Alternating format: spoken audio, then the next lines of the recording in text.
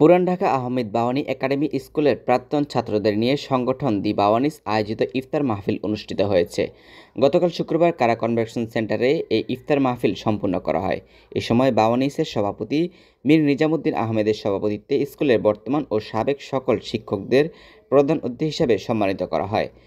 অনুষ্ঠানে দেশে ও বিশ্বের সার্বিক পরিস্থিতি ও মুসলমানদের উপর বিভিন্ন অপশক্তি হতে রক্ষা করার জন্য মহান আল্লাহ পাকের কাছে বিশেষ মোনাজাত করা হয়।